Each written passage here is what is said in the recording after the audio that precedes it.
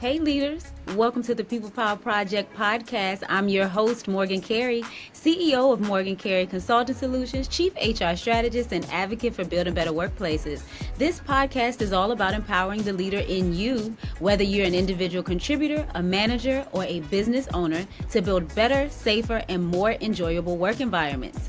Together, we'll reinvent HR and develop outstanding leadership by promoting accountability and exploring ways to foster growth for the busy business leader.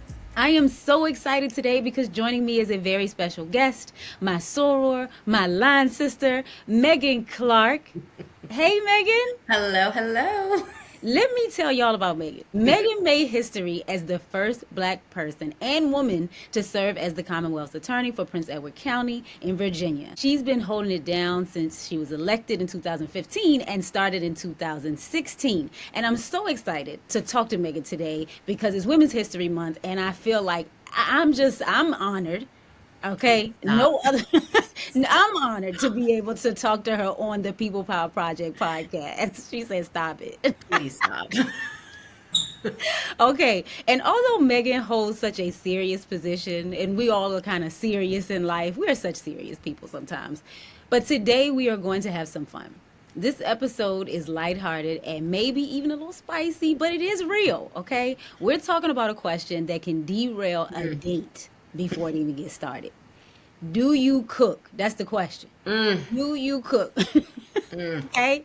Now, before anybody comes for me, Megan, I want to be clear. I can cook, okay? And I will cook. But Same. the fact that it is often the first thing that someone asks me before they even ask me on a date is kind of crazy to me. Absolutely. It's crazy because I'm a HR director. I got a full-time job. I got businesses Yes. with an ES, okay? Yes. I'm juggling a million things. And one of the first things you can ask me is about cooking. Well, can you fix my car? Can you build me a house, my Let's friend? go there. Okay, so and it's not like there's nothing wrong with cooking, right? It's not like I advertise being a gourmet chef though. So I'm confused as to why this is the first thing that they ask. Okay, Megan, what do you think? I have many thoughts about this. Many thoughts. And it's funny, I was talking to my significant other about this the other day Uh-huh. because I guess it's rooted in, women used to be, they wanted women barefoot and pregnant. And, women were the ones who kept the house. Yeah. And in keeping the house and keeping everything together, cooking was a part of it. Mm-hmm. Sure, I get it.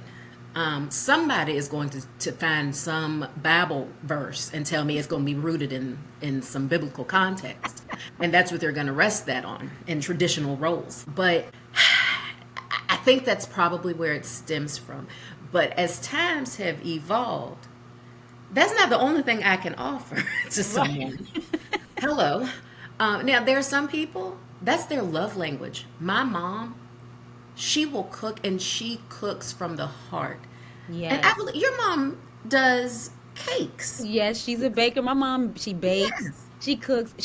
My mom has 11 siblings. Okay. Well, 10 siblings. There's 11 Okay. of them total, right? And they grew up in a house with cooking and food. That's the love language. So That's it. I get it. But that's not my love language. So please don't ask me that as a prerequisite for whether or not you're going to be with me. It's not mine either. But my sister took all that from my mother. That is her love language. When No. the first thing my sister asks me when I'm having a bad day is, "Have you eaten?" There you go. Because food is that's our fixer. It helps us with our emotions. But I can That's feed you and not cook. Oh, that's true.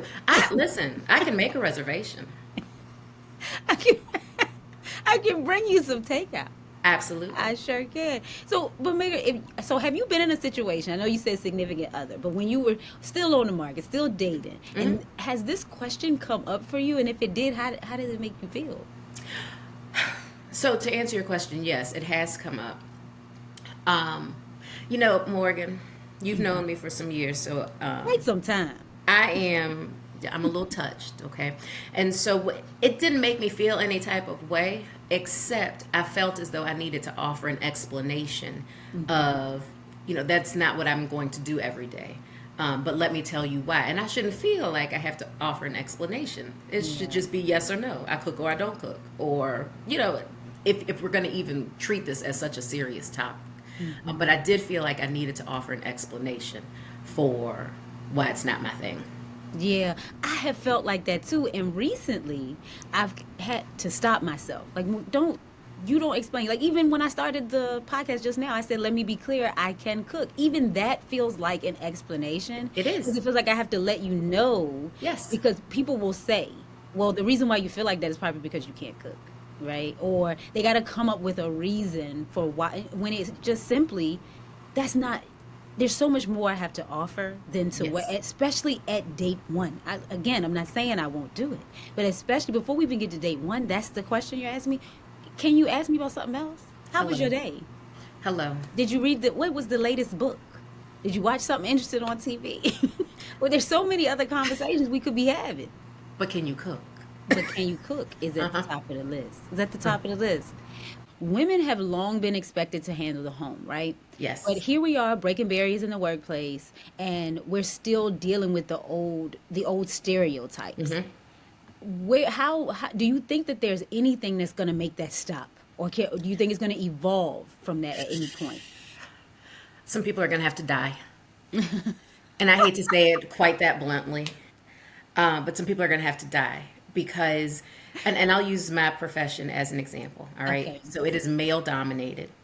And I am in Farmville. And so it is not only male dominated, it is old white men. Yes. And they already just have it ingrained in their minds what they expect a woman to be. Yeah. And so that does not translate into what I bring into a courtroom. So they're already thrown off guard. The things that they will say sometimes, I'm like, you're bothering me. I'm going to get held in contempt of court because I cannot control this. Um, and they will try. You can hear them trying to make adjustments and trying to be more inclusive, but they just can't do it. And so it is my hope that these people are not passing but so much down to their younger counterparts. And so yes, there will have to be an evolution. Yeah. But in that evolution, things are going to have to just die out.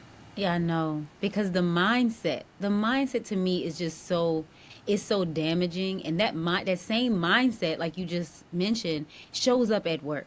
Like it's not just I feel like the person that asks you that before date one is the same person that's sticking women in boxes in the workplaces Yeah. and things like that. And I think that they're just stuck in a mindset. And it's 2025, and sometimes I'm thinking it can't be that I am defined on whether or not I can make you roast chicken on Tuesday.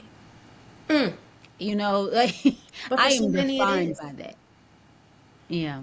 But I'm curious, for you as a woman in such a high profile position, how do you navigate the expectations? Like you said, oh my gosh, it's bothering me. I might get held in contempt of court because it's showing. Your Yes. mindset is showing. Yeah. Do you ever feel pressure to live up to the traditional image, and you just kind of give in to the pressure?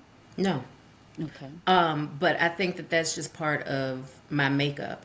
Um, there's certain things that I won't allow to touch me, but I Right. seriously think that it is, I say something like selective ignorance. Like I know that it's there, but I'm just choosing to block it out because I can only be me.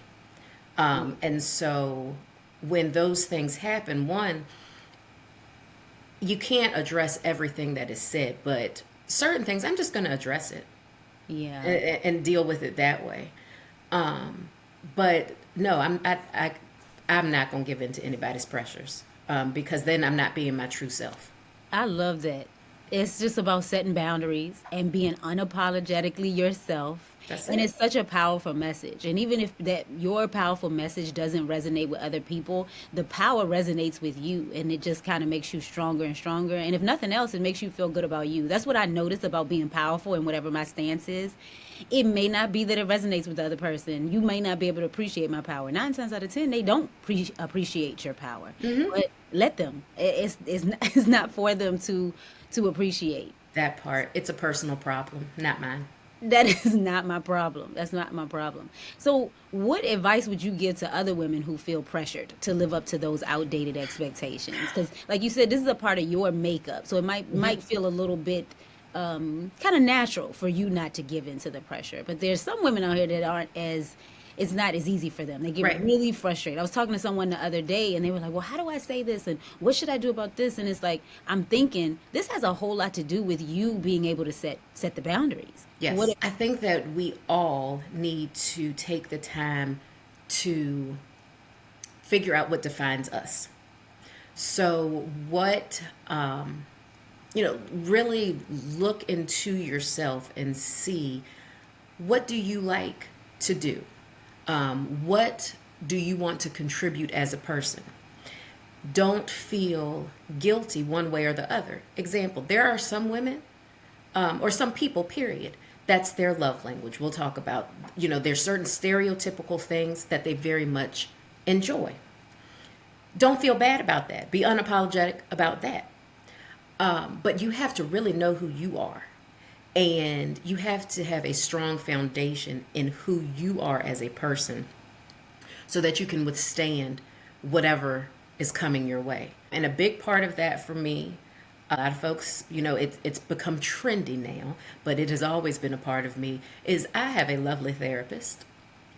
And, it's that neutral person to ask you those questions to make you really think, why am I the way I am? Am I projecting what I want to project? And then you've mentioned boundaries. You're going to establish boundaries and you're going to set expectations early with other people. And the more you are comfortable with yourself and the more you know who you are, then the easier that will be with time. Yeah. And if people don't accept you in that way, those aren't your people. Absolutely. Absolutely. I think that is knowing that is key. It's like if a person doesn't accept you, people and you can see that by the way people react to you, to your boundaries.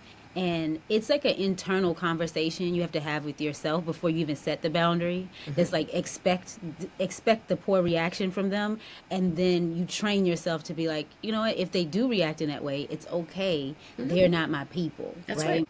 And I recognize that that's easier said than done. It sounds really good, sounds easy in theory, right? Yeah. But then practically when it's happening and that person acts like they're not for you, there's emotions after that, right? Yes. It's like, man, now I'm by myself. That was sounded real strong when it came out my mouth before. But now that person is whoever that is, whether it's a friend, romantic, whatever, now they're not here. How would you suggest someone dealing with that after they set that kind of boundary and expectation for themselves? So you're going to backtrack some, and say, well, maybe I didn't mean it in that way. Yeah. So you're going to try again sometimes with these people. You have to, I mean, you have to be strong. So, okay, Yeah. so there are people who are not going to be that way. That's fine. What I try to do, have not always been like this, and it has come with growth and maturity, is I listen to people from a place of understanding. I'm trying to understand. I'm not trying to respond. So, and I want other people to do that with me. So if I'm explaining something to you about how I am or how I feel, it is my hope that you are listening to understand. Yeah. And I have found that you have to be clear in your communication about that from the beginning. So when someone tells you something and you're like, okay, well, I may not like this and I may want to react, wait. Don't react right away. Try to digest what it is that they're saying. And it may take you, not just like a few minutes, but it may take you some days, may take you some time. And then go back and ask questions. Because if that is a relationship that is important to you and you want to try to salvage something, then you need to ask questions and talk them through it, and see if you're really understanding. Is this what you meant to convey? Because this is what I heard. Right. And then at some point, if you're going around in circles, you have to accept that, okay, I've tried, and that's it. Let it go. This is it. That's it. This Let it is go. it. Curiosity. This is what I hear you at saying ask questions. I was telling somebody just the other day when in order to help you not react to certain things, you might want to show up real curious. Asking the questions really helps because it gives someone an opportunity to explain and it also gives you the opportunity to calm yourself so you don't react, right? Yes. But you know where reactions come from? I think people react negatively because we are unsure, right? And so if Okay. someone, for example, take it we're on our topic today, we're talking about cooking. One of the reasons why we feel like we or have felt like we needed to explain is because in our mind the worth is tied to whatever they're asking us. So then we get defensive because like, well, I don't cook. Why do I have to? And this and that. But really we have to know our worth, kind of like what you said about being unapologetically yourself. And then I've just accepted like, listen, I don't mind cooking. I don't like to cook. I don't like to. This is what I like to do. I like to have my business. I like to be on my podcast. I like to be talking to my friends. This is what I like to do. So if you ask me about that, the answer may not be to your liking if you're asking me date one or even before date one. And I have to own that and know that my worth is not tied to how many meals I can make for you, how spotless I can make the house. This is a boundary for me, and this is why if someone asks me date before even the date, where you're asking me tells me a lot about how important it is to you. So if you're asking me, it's not about the question. If you're asking me this before even date one, this sounds like an expectation. That's a good point. That's a This very good sounds like point. an expectation. And so if I know that I may not meet this expectation, right? I might need to go ahead and tell Yeah. Yeah. Yeah. Let's go ahead and rip that band-aid off. you. Right. And there's no need for me to be all upset about it. I just know, like I said, that my worth is not tied to that. So it's okay if that doesn't work. Yes. No need for the reaction, the poor Yes. reaction to the question. Just answer it and move forward, right? That's, I think you have given really some really good advice. And if the men are listening, if there are men listening here, I want to say instead of asking, do you cook? Maybe try asking about someone's dreams, passions, or hello. what makes them excited in life. Maybe Yes. let's start there if you'd like to make it to the first And if you don't date. even want to get that deep, what do you like to do? That's it. That's it. It's not rocket science. It's not rocket science, you No. Or know? tell me about yourself. I think if they start somewhere like that, then they'd have a much better chance of actually getting on the first date, you know? Yes.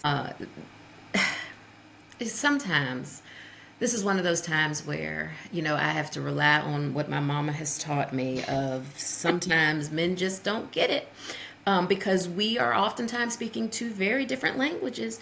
But I just want to tell them sometimes just trust us on this. Just ask some broad, open-ended questions because you mess around with somebody like me or you, Morgan, and you ask that question. I'm going to ask you, can you build a house for me? Can you fix my car?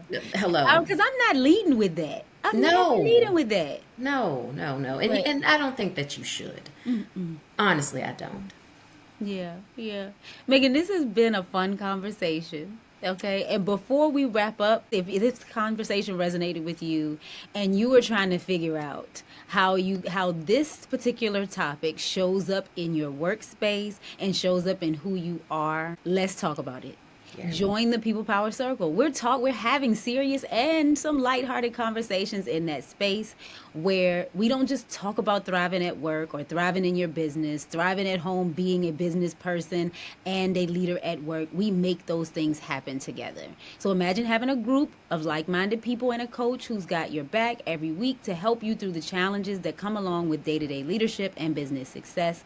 We'll help you navigate goal setting, workplace conflict, leadership and development, mastering personal development, and you can elevate yourself and earn more for yourself. And that's what the circle is about. So go to morgancareyconsulting.com and join the People Power Circle today.